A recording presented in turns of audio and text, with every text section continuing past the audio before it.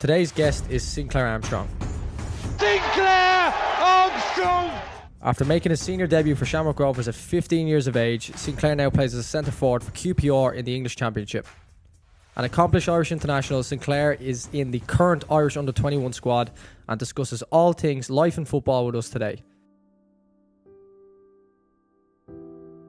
Obviously, with the recent Irish under-21s camp, there was a racial incident that involved yourself. Would you like to address anything when it comes to that incident? I know it could have hit him.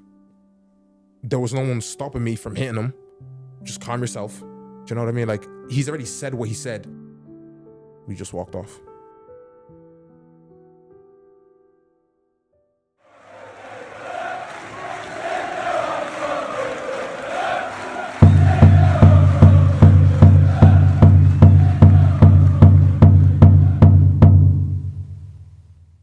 We hope you enjoy it.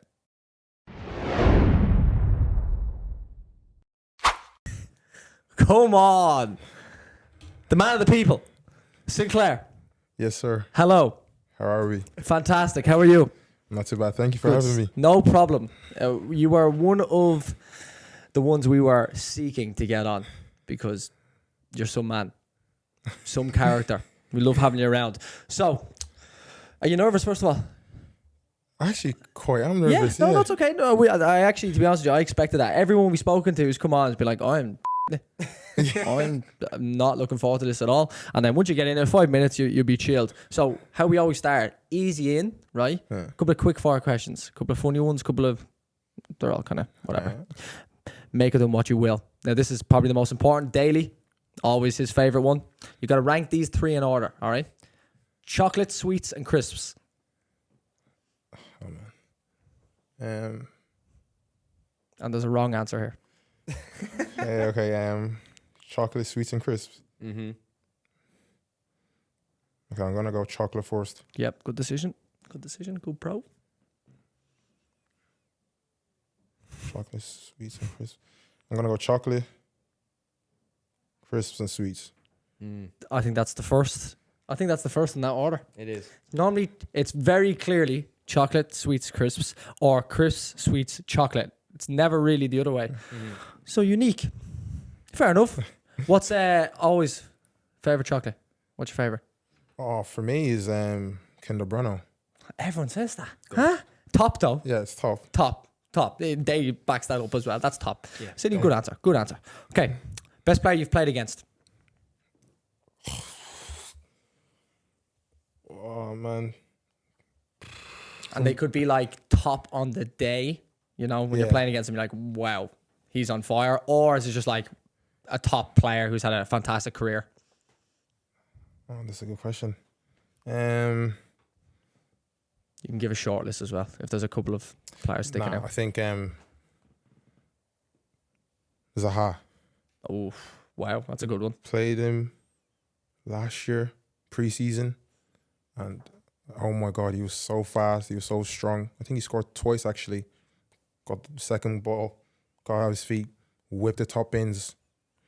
And I was on the bench, and then I came on, I was like, I was just like, oh my God. Like, he was unbelievable. I was just like, damn, but yeah, Wilfred Zaha. You rate him so highly, don't you? I love Wilfred Zaha. Yeah. I love him. I think he's a top player. I think he's underrated. Would you believe? I think he's very underrated. I think he's a top player as well. So aggressive. He was sick. He has that like fuse though, doesn't he? Like you can get him out of games quite quickly because you can wind them up. But he's so good, so good, so big, so aggressive. Yeah, you don't go to Manchester United that young. Yeah, unfortunately, it didn't work out. But you know, top pro. Yeah, that's very interesting. On the player topic, who is or was your favorite player to play with? And typically, I ask this question as in, it could be somebody that you really enjoyed playing with at like your club career, like let's say for example at Rovers or Cherry Orchard, for example, or it could be someone now in your current team, someone that you just really enjoyed sharing a dressing room with. So like ever? Yeah, ever. Oh man, I've always said the best player I've ever played was Sammy Clark. Yeah. From UCD. Yeah. I played with him That's at very interesting. Cherry Orchard, and played with him at Rovers under 15s level under Damien Duff. Left foot, right foot, takes penalties with his left foot and right foot. Yeah. I just think, on his day, to be fair, his day was every week. Yeah. that was Sammy Clark. Well, not for me, Sammy Clark, the best player I've ever played with. Yeah. Class. Wow, that's very interesting. Very interesting. He scored there the other day, didn't he, for UCD? Mm-hmm. Yeah. That's mad. So, like, is that just something you were like, we know we're going to win if he's playing? Or was it a case of, I actually really like playing alongside him? Because would you have played as a front two? No, because obviously at Rovers, it was him in the 10 and it was me up front. Right. And at Cherry Orchard, it was him in the 10 and me on the right. Okay. So it was just like, at Rovers, it was just like, okay, Sammy, just get the ball in behind and I'll run onto it, I'll score. Like that, it was just that, you know what I mean? So, Sammy, he was a joke. He still is. Yeah. But like, Sammy, I love playing with Sammy, yeah. So the best player I've ever played with. Good answer. Very good answer. Yeah, I always it's always like nostalgic when you talk about old players that you used to play with. Away from the football, what would be your favorite holiday destination? Favorite holiday destination? Hmm. Do you know what it is? I don't really travel a lot. But if I were to pick a place to go, I'd love to go to America. Yeah? Yeah. America is like 10 different countries in one, though, isn't It it? is, yeah. You have to pick a spot to go, wouldn't you? You have to. Do you have in it like in Miami. New York, Oh, Miami? Miami. Yeah. Just Miami. Very I clear think people answer. know why, but yeah, Miami. Miami. I would love to go to Miami. City in Miami, I'd pay to see that. Yeah, I'd pay to see it. You could write a movie about that trip. That would be fantastic. I'd love to go to Miami. Absolutely. Yeah, that's a good answer, man. And then finally with the quick fires, a simple one, and I think I know what you're going to say. Nike or Adidas? Like, Yeah, full on kit, isn't it? Look at a clobber. Get a close up. The the AF fresh. ones, Yeah. clean as a whistle. They only new, or do you look after them? they're new, to be fair. How new? 3 weeks new? Okay, oh no. Yeah. I was going to say if they're any more than like a month or 2 months, you've done a great job keeping them clean. Unless you've just been cleaning them every 2 seconds. Very fresh. Right. Yeah, no, they're spot on. I think we'll pivot straight into the football side, Sinclair. So when it comes to your progression now to QPR, the QPR is historically considered a massive club in England. It doesn't just come now from when you're a kid to go into QPR. Could you talk to us a little bit about where you started playing schoolboy football and a little bit on the journey towards that contract to QPR? So obviously I started at Cherry Orchard. So I went to Cherry Orchard playing under Brendan Moore and John Connolly. Probably around under 10s till like under 14s. So I was there for a good few years now. And then obviously played there, won a lot of leagues, played with a lot of good players. Then went to Rovers. So my initial thought was to go to Rovers League of Ireland. That was my initial thought. But, you know, being told by people behind the scenes that I wasn't good enough to make Damien Duff's team. So I now went to the 15s DDSL team. So played there, played the 15s and 16s. Then from then on, I was still eligible to play under 15s under Damien Duff. So I played under Damien Duff for 15s. And obviously played there, you know, played under Damien, played with a lot of good players. Then from Rovers, they had like some sort of, when, you know, obviously the First Division League of Ireland, Yeah. we had the B team for Shamrock Rovers. So I was under that with Aidan Price at Rovers. And then from there, I just went to QPR. But I wasn't like, at the start, it was like, when I first went over to England, like, not many people know this. I was meant to go to another club. Oh, cool. I'm not going to say the club. Yeah, that's cool. That's don't need to. But I wasn't meant to go QPR first. So obviously I was meant to go to another club. And then it was like, they said something about a COVID test that I didn't have it or need to have it or something like that. And then, so I'm stuck in my hotel room thinking, man, get me out of here. You know what I mean? Like, and I think these times I think, I'm not sure, was I doing my leave insert? Something like that. So, you know, obviously I have a very good agent, David Moss. He said to me, you know, go to QPR. I think you'll really enjoy it there. And then from then on, I just never looked back. And I've loved every minute of it. Yeah, quality, man. Unreal. And you touched on Shamrock Rovers there. Damien Duff, when he came in for the 15s, was probably the most innovative change in underage League of Ireland football. He had a couple of controversial ideas. For example, training kids at 6 a.m., for example. How did you find that experience? Did you think it was positive, negative, or in between? Nah, it was crazy. Yeah. It was crazy, like getting up at 5 a.m. to train at 6:30 a.m. I thought this guy was crazy. Like I still think he's crazy. You know, I still think he's crazy. For me, it was mental because obviously they were doing this before I'd obviously joined the team. Yes. So, like for me, we had to be in school for 8:30 a.m. Like in class at 8:30. So like I wouldn't really understand how they'd wake up and then after go to school. Like, you know what I mean? I never understood it. Yeah. And then until I actually started doing it, you know, and then it was I think it was either Tuesday, Wednesday morning. He'd have the session done. I remember waking up at, you know, probably around 5:30 in the morning, the first session, thinking, there's no way I'm actually going to this session. And then you train for probably around an hour and a half, and then you just go to school. What do you do in the morning session? What was the topic? It was just weird it was weird under Damien because it's just like you did everything. You just trained. Do you know what I mean? Like you just trained. Obviously, few drills here and there. Sometimes there would be no keeper, so that was a bit boring.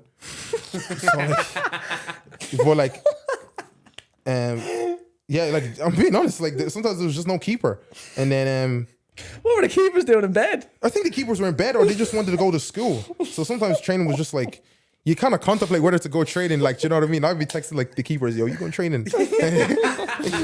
And they'd be like, nah, bro. I'm like, oh, man. Like, no keeper. Well, nah. It was just weird on the day. But it's just regular training. That was it.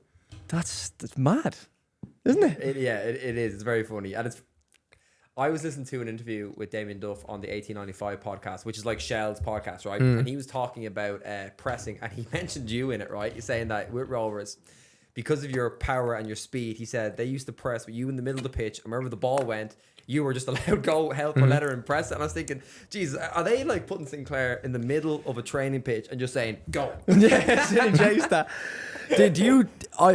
Who was talking about it? One of our players that was in this offseason, I can't remember who it was saying, obviously playing in the championship though, and goes, we were watching footage before a game, and they pulled up your footage because like he's probably going to come on in this game. Like, so make sure you watch him. And they said they turned on the footage and everyone was like, who is this fella? Because you were just chasing everything apparently in the footage. I think you were bullying centre halves and stuff, and they're like, oh, I hope he doesn't come on. Isn't that hilarious? Like, they were talking about it in there, and they're doing their video analysis. Like, who is this bloke? Just chasing everything down. It's a funny trait to have, because a lot of centre forwards don't do that, do they? They don't like chasing. No. Why do you like it? Do you know what it is? Like, then again, because I always say underage football, Damien is the best like I've ever had anyways, underage football. Because obviously I've came into Rovers under 15s as a winger. And I don't really, like, I remember the first game we played, it was 15s League of Ireland versus the 15s DDSL team. And I go put into the League of Ireland side to play under Damien Duff. And I remember when I was about to come on, he asked me, he goes, all right, Sinclair, right wing or striker? I was, what? I'm like, I'm a winger. Like, you know this. Like, I'm a winger. Like, you know, I'm a winger. And he's like, right wing or striker? I'm thinking, like, okay, I don't want to disrespect him. I'm like, oh, I can play anywhere. Like, right wing or striker? Oh, right wing. All right, put me on the right wing. Right, was doing my thing. Then he goes, Sinks, 9. I'm scratching my head thinking, I don't know how to play 9. Like, I actually don't know how to play 9. And then from then on, Kyle stopped playing in the 9. Then week after, played against the older DDSL team. So you know the way they used to have like the DDSL? Yeah. Then played against their 16s. I think we lost 4-3 and I scored 2. I was like, huh. I was like, this could be a new position here. And then, but with the pressing, Damien used to call it 6 seconds. That's what Damien used to call it. So he used to like if I didn't do it, he'd hammer me. Like, hammer me. I'm like, because I'm not used to like chasing people like a madman. Like that's what people see me as now, like a madman chasing people. So every time, even like till this day, like Damien used to say 6 seconds, like win the ball back in 6 seconds. And sometimes like I'm thinking like, that's not really possible to win the ball back in 6 seconds. And like till this day, like I don't know, it's just always in my mind like, okay, if you lose the ball, just react. Don't be like, you know what I mean? Like, because a lot of players do that, you know what I mean? But I'm just like, okay, lose the ball, react, try win it back in 6 seconds. Even if you don't win it back in 6 seconds, I still know like I still was able to react. You know what I mean? Yeah. But Damien kind of just like he brought out like a dog in me that I didn't even know I had. You know what I mean? Like because I know he used to. Because like I'm like this like guy, like huge guy, but like I know Damien thought I was soft. You know what I mean? Until we had the 6 seconds, and then I remember there was years ago, Damien used to like put loads of things in our group chat, and played against Sligo years ago in the 15th League of Ireland, smashed them 7-0. And one of the clips was, I think they had like a free kick in their own half, and they tried to play out from the back, and it was just me running like a bulldog, running side to side. We win the ball, and then Sammy, I think it's Sammy to me, and we score. So from then on, I just said, okay, 6 seconds, yeah, that's me. Just run like a bulldog. Even if you don't win it, just run. I think that's what people love as well, to be fair. You're dead right. You're 100%. dead right, because we see my prime example, right, of someone I don't like as a centre forward is Martial, right? Because unless he's bang at it, he may as well not be on the pitch. While centre forwards like you, obviously you've got a lot about you, but let's say you're not playing well. You know exactly what you're going to get out of you, which I love in a centre forward. Reliable. I know exactly when you go across the white line, I know exactly what I'm going to get out of you. And it's such a good trait to have. But it's interesting that you didn't like, it wasn't in you until it was like taken out of you, which is quite interesting. Like some people have it in their raw characteristics, but it's cool that you can take it on and immediately go, okay, it's clearly working, so I just need to stay at this now, because that is a very good fundamental thing to have. And like you said, fans and even staff, it's so easy to like, because again, like I said, it's reliable, you know what you're going to get, but that's rare from attacking threats per se, because you have a number 6 or centre half and they're a little bit more to the book, steady eddies, do your job, get out type of thing. But for a centre forward, it could be he's either here or he's here. But players that are like that are, again, like you said, like dogs, they just run around and obviously have a little bit of magic as well. It's just so like you can just grab onto someone like that. I said to you the first day of the off season, remember talking about how I've never seen a reaction to a player coming on like QPR when you came on that time, and you had a full chant, and it was literally like you just turned up on the block and you full chant. You're standing there in front of it, and you can see in it. I know you're quite like a present guy, but you're just looking at it going, "Oh my god!" Like, and all you did was just chase the ball around for ages. Like, the people love it, and it's great to see. Like, I love that type of stuff. But it is so easy to get behind someone who's just like dogging around, like just running around, chasing everything. So it's a great trait, as you can tell. I love it. But do you Joe, when you chase down a ball, right, and you get like a little toe poke or something on, especially when you're chasing the game, do you hear the crowd, and do you like it? Do you like that reaction?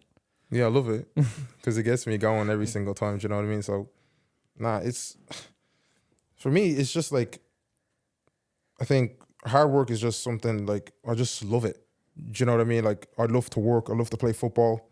So, like I remember we played against Millwall at home, and I remember just running around like centre half to centre half. I remember there was a time the ball went from like the left back all the way to the right back, and I remember just sprinting, and I got the ball, thinking, how did I win the ball? Like, do you know what I mean? Like, it's crazy, but I love it, and especially I think the fans love it as well.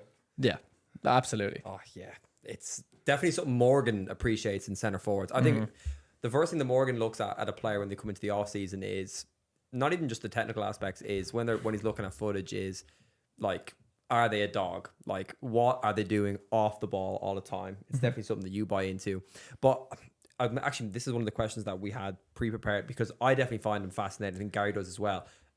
Michael Beal is like I would say, a cult hero in the coaching world. Someone that came from Chelsea's academy.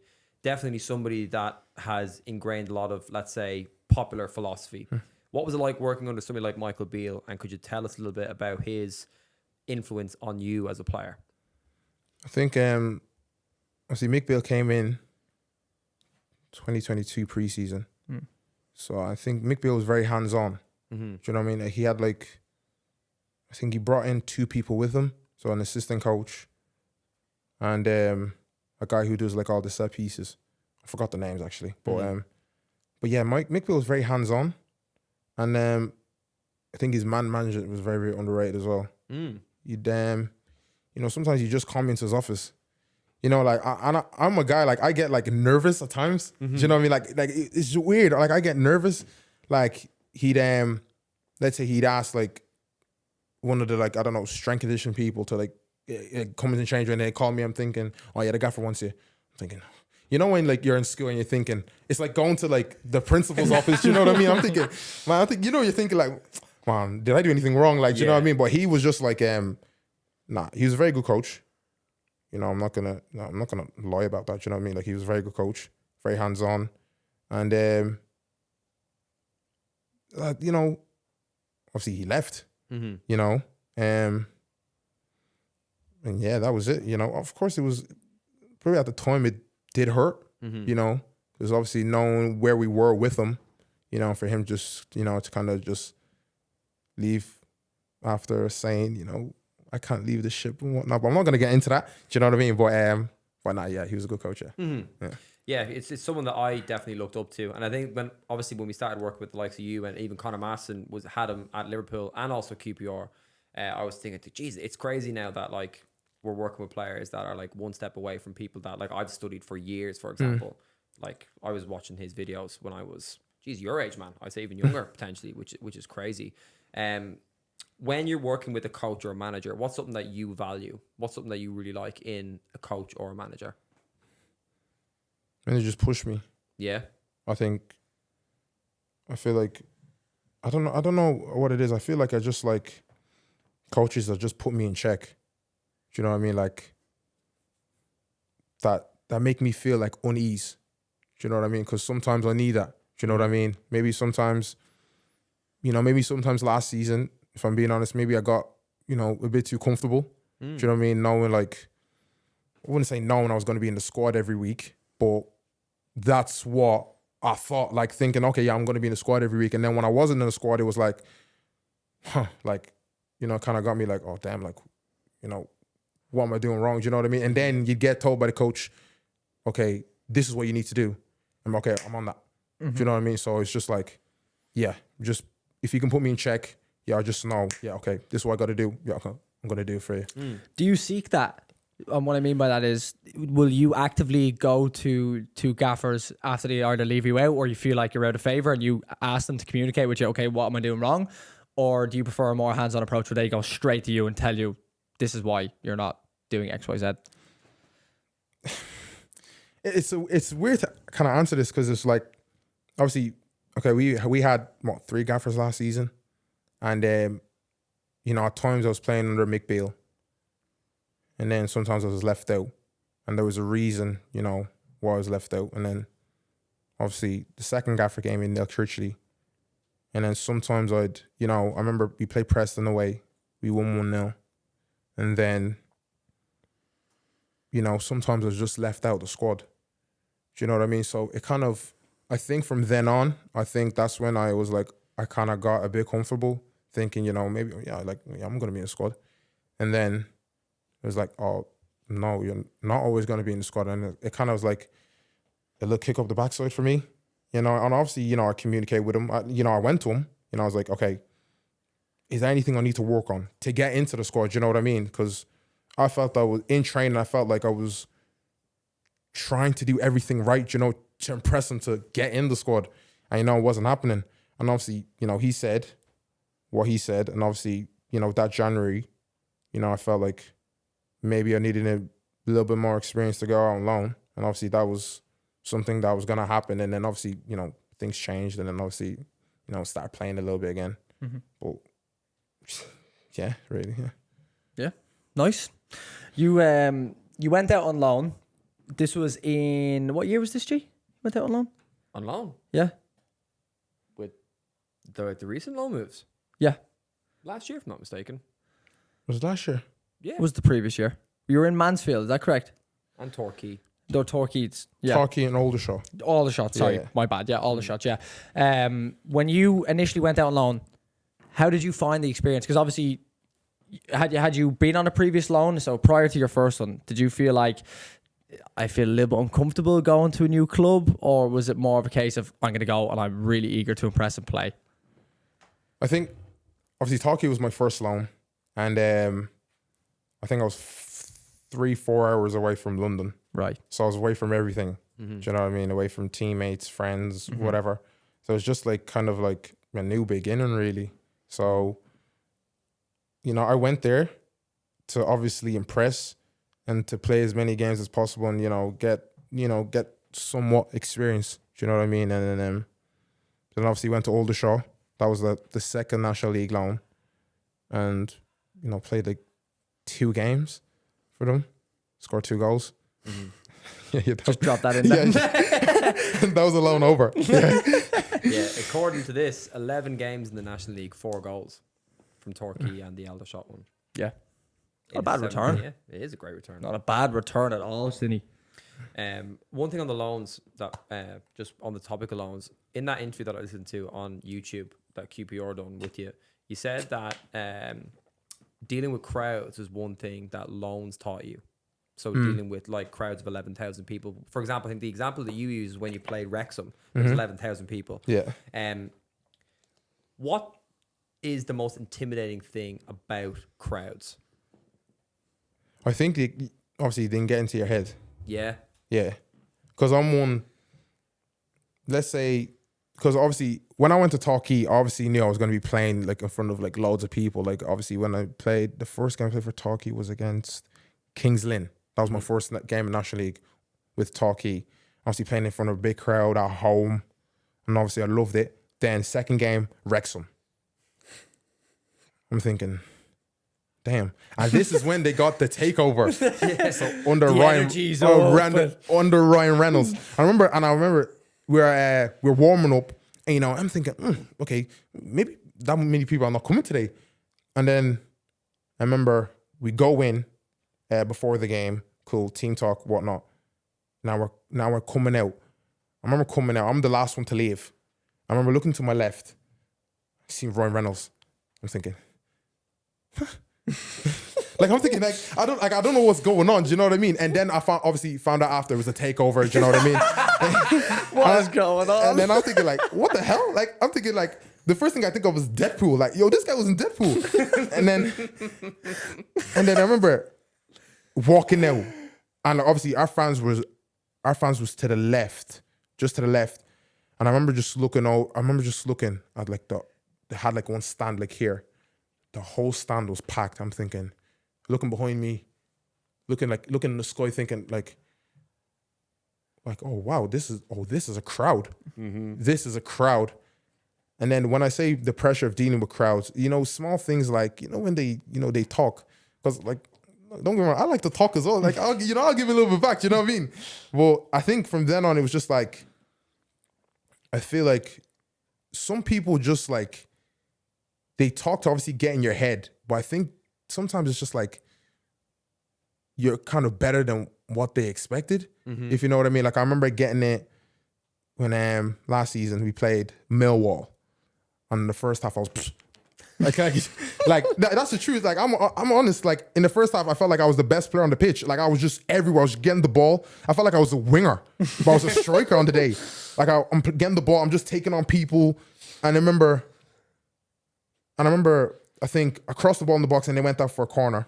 Obviously, our fans are hype. And then I remember looking in the Millwall like stand, and I remember just loads of words. I just remember loads of words coming my way. I'm thinking, damn, like should I actually say? Because I heard something. Yeah, I was like, okay, like I may actually say something here. Like I was like, nah. And I think that's where like dealing with crowds came in, because I had it from the National League. Yeah. I was like, okay, obviously I've heard, or what I've heard from National League, damn, like I've heard a lot there. But from Millwall fans, I was hearing a lot. I was thinking, should I say? I was like, okay, listen, you can have that. And then, yeah, the ball just came in from the corner. So yeah, just left it at that. I saw a clip of you, I think it was given it the Largent to Cardiff fans. They were 2-0 down and you gave it one of them. Getting a little. I think that's the only time I reacted. That was the only time I reacted. So yeah, I gave it that, and then yeah, came off. That's fair. Sometimes you got to put people back in their place. Yeah, 100%. Absolutely. 100%. I think if I was an opposition fan, I'd appreciate that. If somebody was in if it's harmful, just play. You know what I mean? I'm trying to get under your skin, and then you come back at that. I mean, that's just fair. You know what I mean? Yeah, no, I'd agree. Yeah, don't think I'd take it nicely though if I was a fan. I don't really mouth though. But if someone, well, I remember you giving the large one to Kieran Sadler. yeah, but that's because Daly was playing. So that was family playing. So that's a different story. Gary there was also playing all Cork. 4 of us in Cork and Turner's Cross trying to support you. But Yeah. anyway, that's a different story. That's funny though. That's a great response. Have crowds taken it too far with you? Have they crossed that line? No, never. It's always just like, you know, you're effing this, you're effing that. I'm like, okay. Like, because you're saying this because I'm bleeding destroying you. Do you know what I mean? Like, because it's the truth. But nah, I am not. I've never heard anything over the border. So nah, never. That's good to hear, man. And on the topic of that, obviously, with the recent Irish under-21s camp, there was a racial incident that involved yourself and the camp. And to the FAI's due, they completely pulled that game in Kuwait. Would you like to address anything when it comes to that incident? What's your experiences with racism? And even on that, is there anything that we as coaches, players, or anybody involved in Irish football can do to really mitigate or stop this ever happening again in our country, for example? Obviously with the incident, like I say this with like me being proud of myself, because when it was said, you know, it was kind of like I kind of froze. Do you know what I mean? Because I've never like experienced racism on the pitch. Do you know what I mean? So I remember obviously going out to warm up, and it was me and Killian Phillips. So he was right beside me, and so obviously the lad made a little gesture. So me being me, I just laugh. Like, that's just me. I just laugh. And then he said what he said. I remember thinking to myself, I looked at him thinking, there's no way you just said that. And then it's kind of just like the devil and the angel, like on my shoulder, you know, should I go punch him or just calm yourself and just see what happens? So my initial thought was just get the linesman. Just get the linesman involved. The linesman's like all the way down there. So he didn't hear anything. Do you know what I mean? So I'm obviously, you know, I'm calling the linesman. I'm like, did you hear what he said? And then Killer, he's going mad. Like, he's going more mad than me. Do you know what I mean? Like, he's going over to lad, and everyone's telling him, oh, Killer, calm down, what was said? And obviously Killer said what was said. And obviously our benches got up and their benches got up. And obviously now people know like what was said. Do you know what I mean? Yeah, but that's why I said I'm proud of myself, because it's just like, I know it could have hit him. I know there was no one stopping me from hitting him, but I just thought, okay, if I hit this lad, what am I, like, I'm not going to get anything out of it. Do you know what I mean? Like, he's already said what he said. Do you know what I mean? Like, I've already heard it. Do you know what I mean? So that's why I say I'm proud of myself that I didn't hit him and just kind of dealt with it the way I dealt with it, by just telling the linesman and saying, okay, listen, he said this, and telling the gaffer, okay, listen, gaffer, he said this. And obviously, yeah, we just walked off. That's great, man. Honestly, because like, I've heard some stories where people make that wrong decision where they come out as the bad guy when it has absolutely been somebody that's caused harm and pain to you. And like that's honestly an amazing thing to have that self-awareness. And that's what Morgan said at the start, really. You've got great awareness of yourself, and yeah, no, that's amazing. And when it comes to racism in football, it's definitely a prevalent topic, which is still disgusting to say in the 21st century.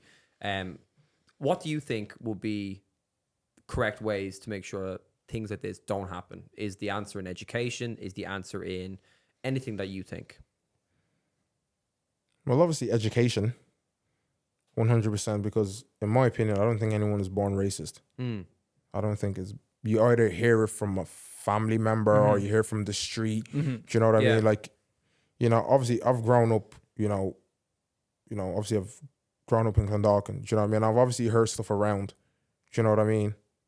You know, even like, you know, it's kind of like hard to say, even like little kids, you know, younger than like my 13-year-old brother would say stuff. Do you know what I mean? When I remember walking like a few weeks ago and hearing like stuff, and then obviously them running off, I'm thinking, like, like, where is the education? Because no one's born racist. Like, you don't just come out the womb, you know what I mean? Mm-hmm. No doubt. But in order, like, to stop it, I remember a player saying something like point deductions. But obviously, you know, I'm just saying that, like, you know, as a football fan, do you know what I mean? Because at the end of the day, I'm a football fan, I'm a football player. It's like, you wouldn't really want to... Okay, let's say a fan says something to a player. You wouldn't really want to say something knowing it could cost you a title, it can cost you a playoff place, it can cost you promotion, it can cost you relegation. Do you know what I mean? Mm-hmm. So it's just like, could be point deductions. You can ban people from stadiums. But at the end of the day, I feel like it's just education. Mm-hmm. Do you know what I mean? Like, at the end of the day, it's wrong. You can't be saying this sort of stuff on the pitch. Do you know what I mean? And, you know, listen, it happens again and again and again. Do you know what I mean? But we keep saying, you know, change and these things are going to happen. Do you know what I mean? And, you know, we protest, but yeah, these things are still happening. But hopefully, I hope I see change. Mm-hmm. I hope I see change. I think everyone deserves to see change.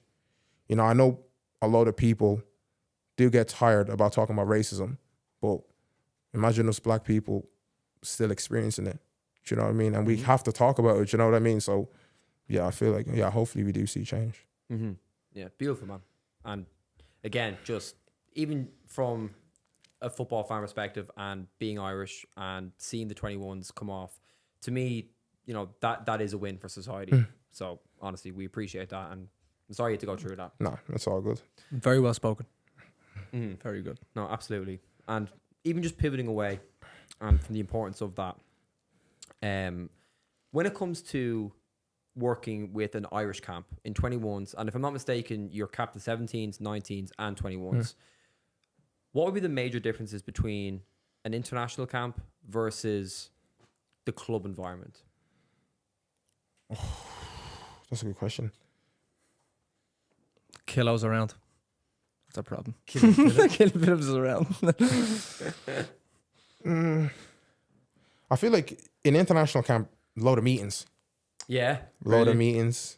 It's limited time, isn't it? Yeah. Like, you've got very limited time. You're all like in this bubble. You kind of need to get all the information out while you're all together. Like, it's very like, don't really have time. Like, you kind of have to just get the information straight away. You know, whether that's on the pitch and off the pitch.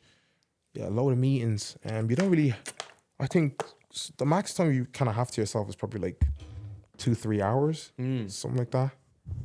So yeah, there is a little bit of a difference, to be fair. Yeah, but yeah, I know there's just a load of meetings. It's just a load of meetings. It's not like club football. Like club football, like with my club, obviously you have probably a meeting in the morning, sometimes after training, and obviously before a game analysis. Yeah. Mm-hmm. But sometimes in international camp, there's like 2-3 meetings.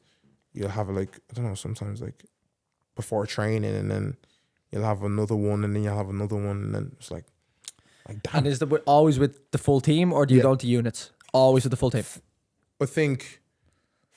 I think sometimes if you do like opposing teams or something like that, you go into your units. Yeah. And then sometimes the one in the evening is just like the team just all together. Cool. Yeah, that'll be it. So on the topic of meetings, before we go back to a couple of differences, on the topic of like meetings, are you a player that goes into like a unit meeting and you like crave that information? Do you want to know much about the opposition? Or do you go, I don't really care who we're playing against, I'm just going to be me? Nah, to be fair, like, I have to be honest, like, I do really care who I do come up against, you know what I mean? Because then again, I just want to get that information. Obviously, I'm a striker, so if I want to learn, like, about a centre-back, okay, what's he good at and what's he not good at? Okay, he can ping a diag 30 yards. Okay, he's slow there. Okay, he doesn't really like to be shown on his left foot. You know, there's just these small things that me personally, I care about. Do you know what I mean? So I get that advantage over them. Do you know what I mean? And obviously, previous times when, let's say, before we went into the international camp, I've already like kind of done my research on them. Do you know what I mean? Like our opposing team. Do you know what I mean? So, okay. How do you do that, if you don't mind me I asking? just go on YouTube. Really? Yeah, so let's say we just play, I don't know, let's just say out of nowhere, random team we're playing against Denmark under 21s. I'll just type in Denmark under 21s in YouTube. Sometimes there'll be a full game. Sometimes there'll just be highlights. Sometimes I'll just look at the back four, thinking, where's the space? Is there anywhere I can exploit the space? Do you know what I mean? So, yeah, I think just them little details I really care about personally. Nice, I like it. And do you just watch or do you take notes? I think with Ireland, obviously there's notes. Mm-hmm. Do you know what I mean? But with me, it's just like, okay, if I know this player's going to 100% play, I just remember like the weakness. Do you know what I mean? And the strength. But obviously I focus on the weakness more. Do you know what I mean? And obviously most opposition centre backs you come up against they're slow. Do you know what I mean? So no offense, but they're slow. Do you know what I mean? So that's just something I just love to exploit. Mm-hmm. That's very interesting. Very interesting. Because you are quite you like detail, don't you? Yeah. And even in our sessions, I noticed that, like, if I'm centre forwards can be like this, I find, where you're talking to them, but like they're just they're drifting. They just want to give me the ball, serve me, let me finish. And then if there's something really urgent, you can say it to me. But like when I speak to you, I know I'm talking to you, which is a good trait. So obviously I know you were seeking detail. It's cool to hear you say it from your point of view as well, though. But like when I would step in about a coaching point, I know you're listening to me because you're staring at me. You're like, you're so, even right now, you're staring into my eyes. Like a lot of people can't do that. Like, it's very interesting. And from a football perspective, sometimes I do find footballers can be robots, which is understandable because you're in, like you said, meeting after meeting. And you're like, after a while, you're like, come on, like there's only so much information I can take in. But it is cool that you say that from your point of view as well, your perspective. Like I said earlier, you're self-aware, like G said. But like when I feel like I'm coaching you, I feel like I'm coaching you. And I'm not giving you anything major, but you are listening to like tiny details. And again, you'll see the benefits of that. Yeah. Big time. You'll see the benefits of that long term because you're still very young. You forget how young you are. You carry yourself very maturely, but you are still very young. You've a very long road to go, and it's going to be winding, as you know, in football. But that's cool to hear from your perspective that like you actually like crave details. Is there ever been anything? We kind of asked the same to Kilo as well about, obviously he had Vieira, so his was very specific about like one specific detail that he took from Vieira that he was like, that resonates so well with me position wise. Do you have, or have you ever worked like with a striker coach more specifically, or someone in your team sessions like Duffer, for example, where they've said something very specific to you as a centre forward and you're like, that makes so much sense to me, and it still sticks in your mind? Or is it just kind of everything rolled into one? Obviously at QPR, obviously I have Paul Hall, and obviously he was annoying, and he's very hands-on with me. Like he just no sugarcoating. He just tells me as it is, and that's what I like. You know what I mean? Just tell me as it is. Tell me what I need to work on. Okay, I'm gonna do it. But obviously, I think coming into QPR, I think the big reference was Les Ferdinand. So I had Les Ferdinand there. And one thing he'd always say to me is, just get to the front post. Just get there. You know, sometimes I'm just like, players, just get there. Do you know what I mean? But he would like, that's why I said like the detail is just like, he would like say, you can't just run there. You like, sometimes you have to like maneuver your movement. That's why sometimes like, when did we train? We trained yesterday. Yeah. And sometimes it's just like, I don't like just like running into the box. Like you can't just me personally, I can't just run straight. The only time I'll run straight is like counter attack or something like that. If you're in, I'm in. Do you know what I mean? But in terms of like the ball coming into the box, if I'm like starting deep, I don't really run. I like to make a movement or make another movement, then run. Do you know what I mean? So he was just like, the detail of that, it was just like so perfect because he'd tell me, just get the front post, but movements as well. Do you know what I mean? And that's the same thing Paul Hall would tell me. And then I remember we played the under 23s game and we played against Colchester. Your memory's excellent, by the way. It's absolutely spot on. We played against Colchester and we won 2-0. Scored 2 goals, by the way. And I remember the second goal I scored was the front post. And then, comes to me after and said, listen, told you about the front post. Do you know what I mean? So yeah, that exactly, just the detail and everything. I just love it. I've heard that before with centre forwards. How it was framed to me from watching coach top centre forwards was, if the ball's going to come into the box, it has to go past the front post. And then that made sense to me, because when we were working on phases, for example, as a team, we had like set positions and runs. So if a winger put the cross in and we look back in the footage and the centre forward didn't cross the front post, we're asking questions. So that makes a lot of sense, 100%. Do you model, let's say, because if you're quite hands-on with video analysis, and in my opinion, I think you live and breathe football. And even, for example, back to when we had the first off-season game, I think you were the only player that came in and looked 120% focused. I think you were ready for war that day. Hood up, not a word said. I was like, that boy's ready for war today.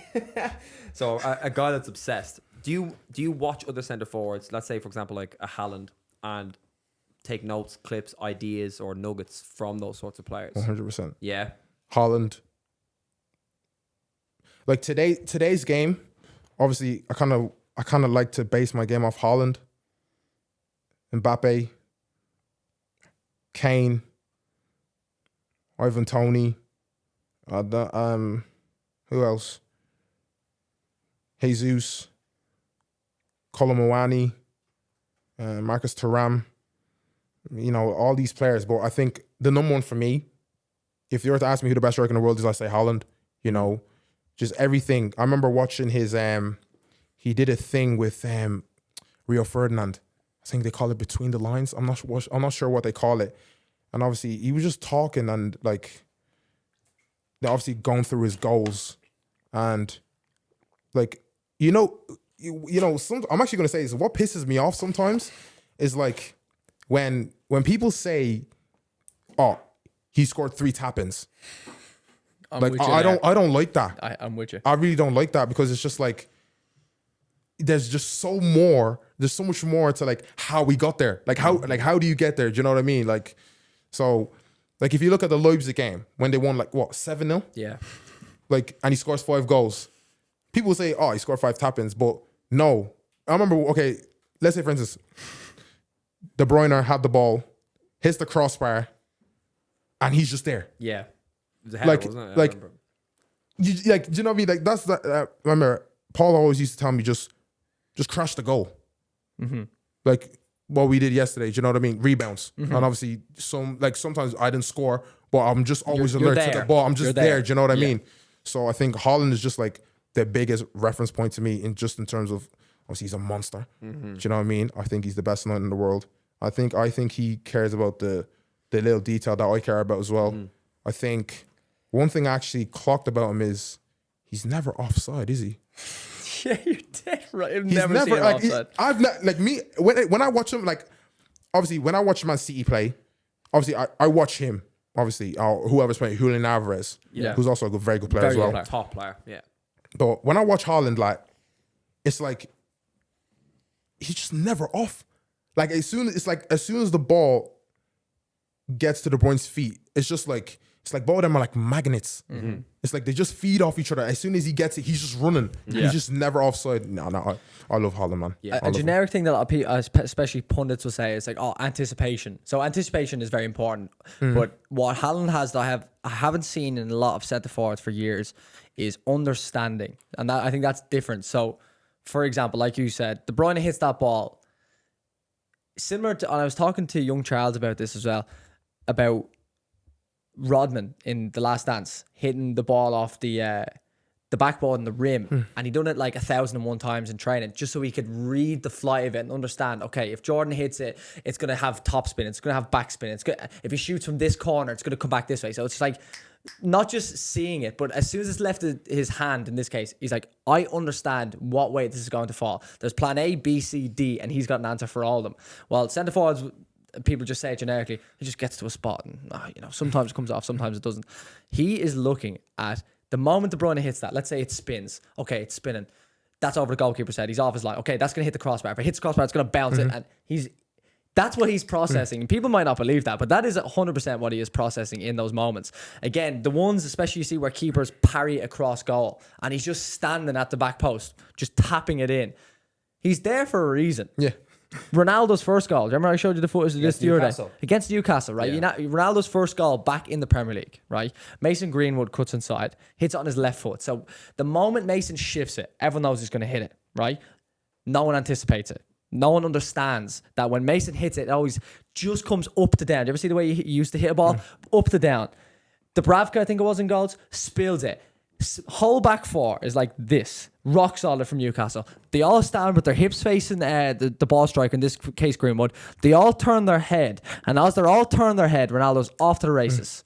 He's half a yard out, taps it in. Oh, tap in merchant. That's what you see all over TikTok. Isn't that right, Tini? Yeah, all over TikTok. Tap in merchant. He's the only one that is on the one. Only one on the way. Like you said, crash the goal. Get yourself somewhere in the frame of the box. Even if it drops left shoulder, right shoulder, 2 yards, you've got a great chance of scoring. But everyone else is just standing there. That's what you see average centre forwards do. Ball goes past them. They might get one in a year. That's why Haaland's ended up with 50 plus goals this year. He's always alert. And they're the best goals for me. Best chances. Highest percentage. 6 yard box to the penalty spot. Get yourself there, score. Just understand which way it's going to fly in there. And I don't know. I'm obsessed with them things. I think it's so cool how people can, like, if you really give it time and care, if you really understand it or want to understand it again, you just become such a better player. And again, people don't seek them details. I.e., what there's not a lot of top centre forwards in world football. There's a lot of good ones, but there's no top. Haaland has come to the Premier League this year, top. Top of the top. There's a reason for it though. Obviously he's a beast. Yeah. But he scores an extra 25 goals a year compared to other, not average, I won't say average, but good centre forwards. Why? Because he understands the football and wants to understand it.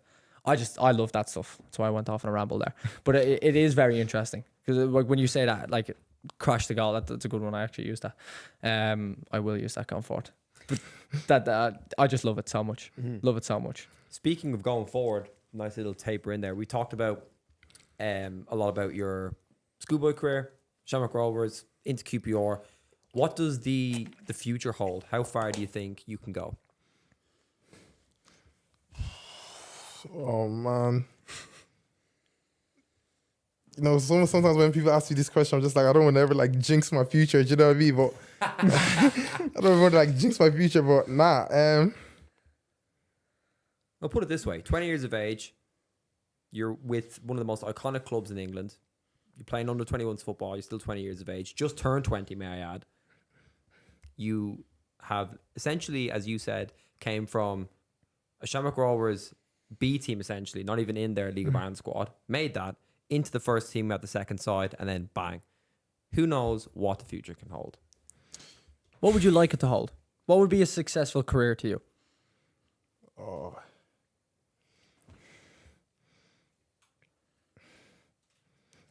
I feel like as a kid, you know, you always say you want to play in the Champions League. I think that's probably every footballer's dream. You know, you watch the greats in the Champions League, Cristiano Ronaldo, Lionel Messi. You watch the greats.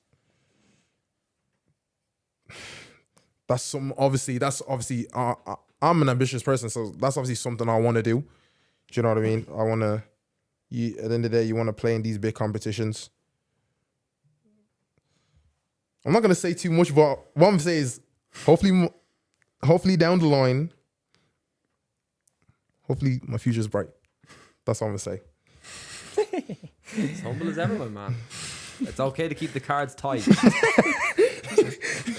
Absolutely. And before we wrap up, I have to say, right, on the most humorous note, my favorite video ever, and I think we've posted over, I think between all social channels, between YouTube, TikTok, and Instagram, I think it's over 3,000 videos.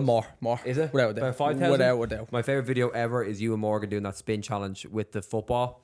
Oh, yeah. Oh my God, man. I've watched that about, I'd say 100 times. I laugh every time I watch it. It's a great video. You are the funniest person I think that's ever come through the door here. That's a You're big right up statement, there. And but you know I what? think You it's know, right the up other there. person who was very close to you, he was very, very close to you as well, is Master. Conor Masterson Conor is Masterson. very funny What a as well. guy. Very, very funny guy. But no, I think at the moment, I think you may as well take that crown. Would you, Finn? Do you agree? Daly, do you agree? Yeah. So there you go. Kinger would say the same. Doyle would say the same. Ryan would say the same. You take the crown for the funniest T1-1 player we've ever had in. So congratulations. If Fair nothing enough. else happens in your career, Cindy, your future's bright. Right. I'll take I'm it. I'll wrapping take it it. up. Yes, sir. That was great crack. Yeah. Very And good and important very topics well too. spoken. Yeah, very well spoken. This is your I forgot to ask that. This is your first sit down podcast in person. Is that right? It is, yeah. It's the same for all the boys that have come in. It's cool. So thank you for spending the time with us. Thank you for having me. Like I said, your presence, no joke, the jokes aside, is very warming. I've never been unhappy in your presence, so that's a really good sign of a good person. I just think you're such a cool guy, genuinely. We wouldn't have had you on otherwise. We wouldn't have had you on otherwise. So yeah, I don't want to say too much more. I'm well spoken earlier, by the way. Not a nice topic to talk about and shouldn't be talking about it, but it's the right thing to do. And you spoke about it brilliantly and very well handled. So good man. Good Thank you, stuff. I It's been a appreciate it. Thank you pleasure very working much. with you this off-season as well. Lots more to come. Pleasure always. Lots more to come. Yes, sir. We out. Out. Yup. Is that it? Class, Cindy.